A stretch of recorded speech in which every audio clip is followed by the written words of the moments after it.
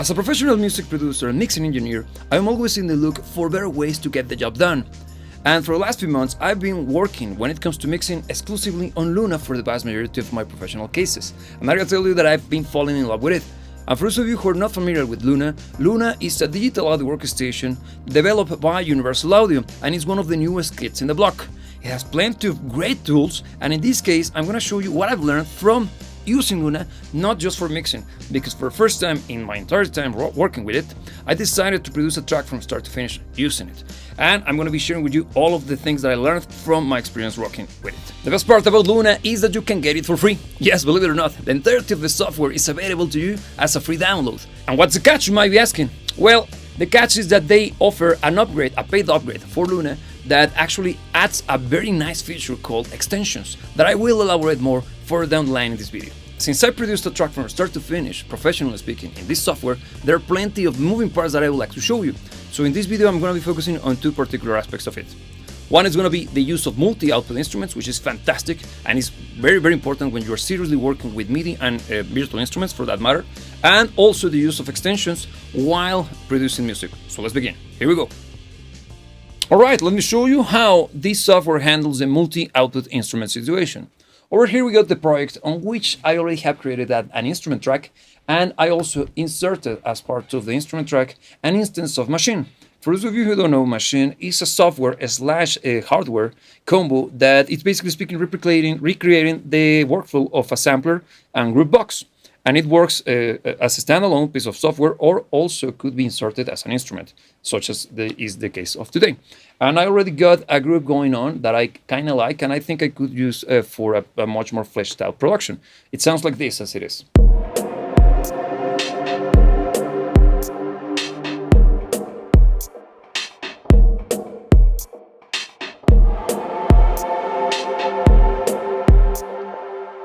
As you can hear, there is plenty of action already taking place, and everything is as it is right now being outputted through just a stereo channel strip.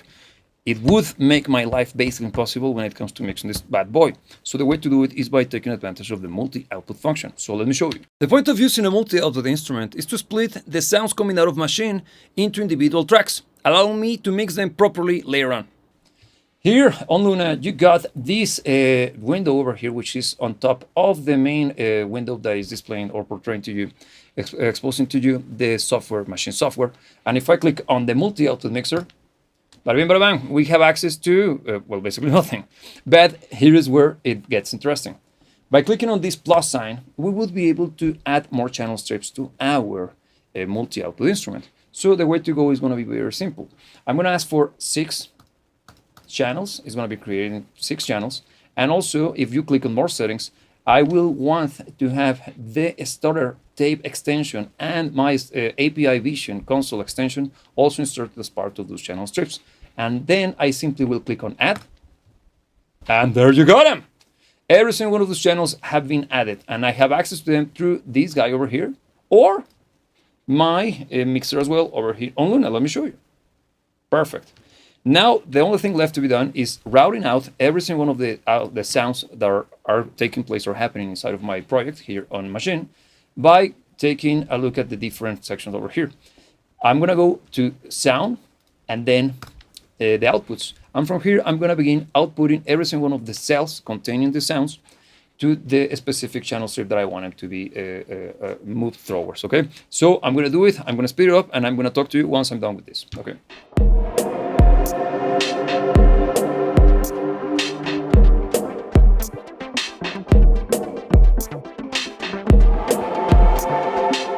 Okay, I'm done with the routing, and I also changed the name, as you can see over here, of every single one of those channel strips, and they are also properly represented here on my mixer. Now, if everything works according to the plan, if I press play, the entire mix is going to be spread across the different sounds of my mixer. Here we go.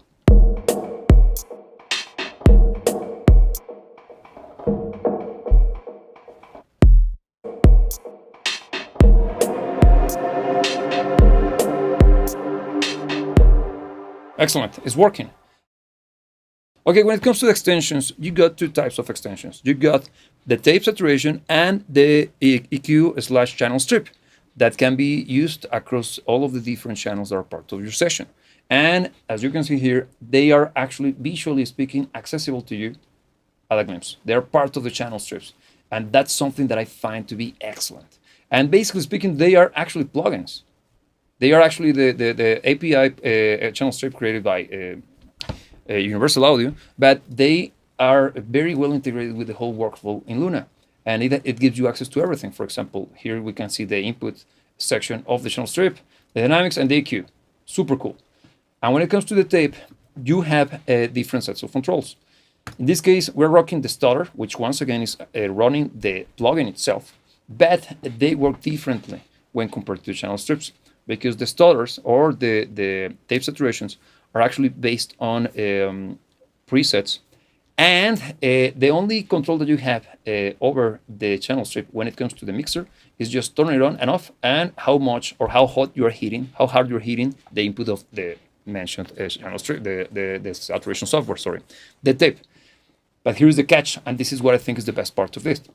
In order to understand the tape saturation extensions, I'm going to use this example. Imagine that you're working in one of those glorious and badass studios from the 80s in which everything is still recorded to tape. And of course, you're going to have a set amount of tape machines at your disposal. So you have to be clever in the way that you will spread across the channels that are available to you for the tape recorder to be recording, for example, the entirety of the drum kit. And in this case, what I'm going to be doing is I'm going to be recording the entirety of the sound of machine through a particular tape machine. And in this case, you have up to 4 on Luna. That means that everything that you apply the tape machine V will be affected by the parameters on tape machine V. Let me give you a quick example. I'm going to select the bass and the chant channels, and those guys are going to be rocking the oxide. I'm going to apply it to select it, and you can see that even on the mixer, we got a completely different set of controls now. This means that everything I do here on the stutter is going to be affecting only the sound of the percussions, while the harmonies will be affected by oxide, okay? And it sounds like this.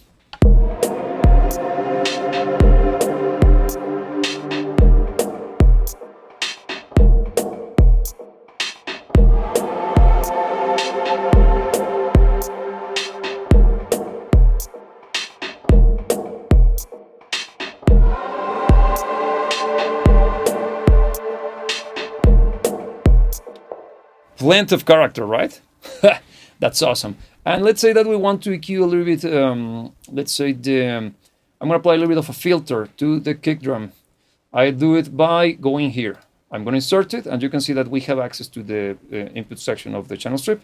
And by inserting the filter, as soon as I begin moving this guy, you'll see that everything changes.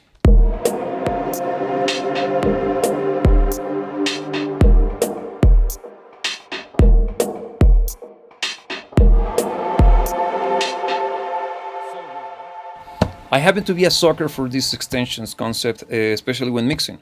Hey, by the way, if you happen to like this video, let me know by clicking on the like button underneath. And also, if you have any question, please leave the question in the comment section down below. Let's continue. Okay, now it's time to record something. Over here, I got a channel strip that I'm going to be using to record the sound of my Moog synthesizer over here that is connected to my pitch factor by Eventide, adding a delay and turning the entire thing from mono to stereo. And of course, I'm going to turn it on. I'm going to be recording to it. And also, we're going to be making sure that the click is being fed to me, won't be fed to you, because that way I can synchronize my performance to the tempo of the track. But also, I'm going to give myself a pre-roll of 1 bar. You can set how many bars you want to give yourself before the track begins playing. And that's super useful because that way you can get prepared for whatever happens, okay?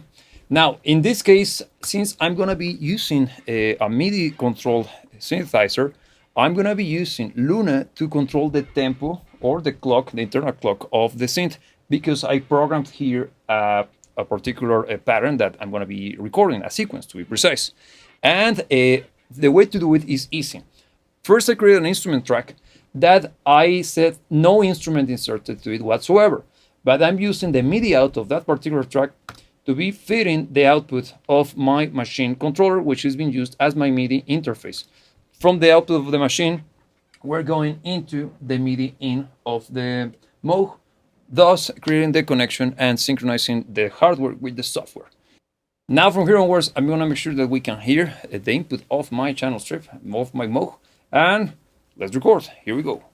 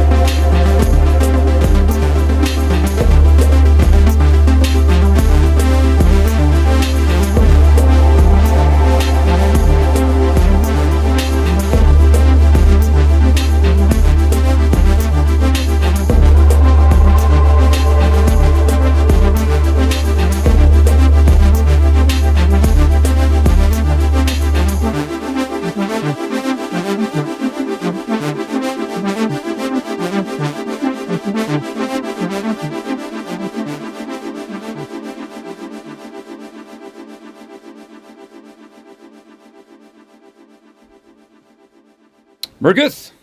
And as you can see here, Luna is already asking me if I would like to rename the track. Let's see what it does. First, I'm going to change the color, and yes, that's excellent. Why did it turn into purple? Let me show you. This new analysis feature allows you to, for example, set a color and a name for any form of sound that is recorded or loaded into Luna. And Luna, intelligently speaking, can tell the difference between a drum kit, a bass drum, a bass guitar, and synthesizers. And look at this. Since it detected that it's a Moog sound, and I asked just for the color to be the one that changes, not the name itself, we got the color in accord to what I told Luna that I consider to be the color of a synthesizer. Awesome, right? So there you have it. I think Luna is fantastic, and it's almost this close from becoming my favorite digital audio workstation. There are many more things that I will disclose to you later further down the line, so stay tuned and make sure to subscribe to this channel if you want to know more about Luna. With that being said, thanks for watching, thanks for joining, and as every single time that I meet you, I gotta remind you that you should never let anybody tell you what to dream about. And remember that I'll see you when I see you.